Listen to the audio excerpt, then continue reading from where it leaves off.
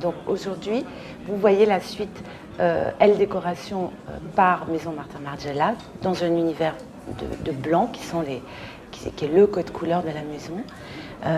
Le blanc, les traces du passé, l'illusion, les trompe-l'œil et une histoire très poétique puisqu'en fait ce que raconte Martin Margiela, c'est une fête terminée. Tous les convives ont disparu en laissant les traces de l'amusement, la magie du temps. On a l'impression que des fantômes sont passés par là et ont disparu. Ce qui est intéressant ici, en fait, c'est un regard sur les classiques que porte Martin Margiela et un décalage, un détournement.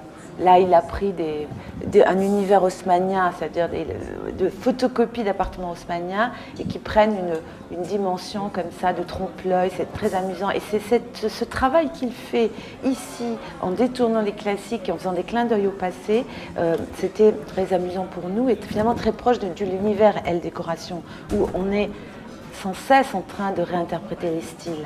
Donc il y avait ce rapprochement intéressant qui était l'idée aussi de la suite Elle Déco, c'était la rencontre de l'architecture, de la décoration et du monde artistique.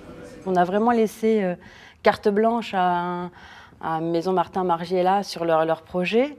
Et puis nous, on est venu s'inscrire par touche, j'allais dire. L'idée, c'était pas que ce soit 100% Ikea, mais plutôt qu'on leur laisse travailler eux un projet. Et ce que je trouve vraiment réussi ici, c'est que les produits Ikea, ils côtoient d'autres produits et qu'on voit que ça fonctionne. Et je pense que la vie aussi, elle est dans ce mélange-là. Ce mélange, on a tous chez soi des pièces dont on a hérité, des pièces qu'on a achetées chez Ikea, des choses modernes, des choses qui le sont moins. Et je trouve qu'ici, il y a un univers extrêmement poétique et qui réunit beaucoup de styles différents. Et l'idée d'être là, c'est peut-être de surprendre et d'être peut-être dans un endroit où on ne nous attendrait pas.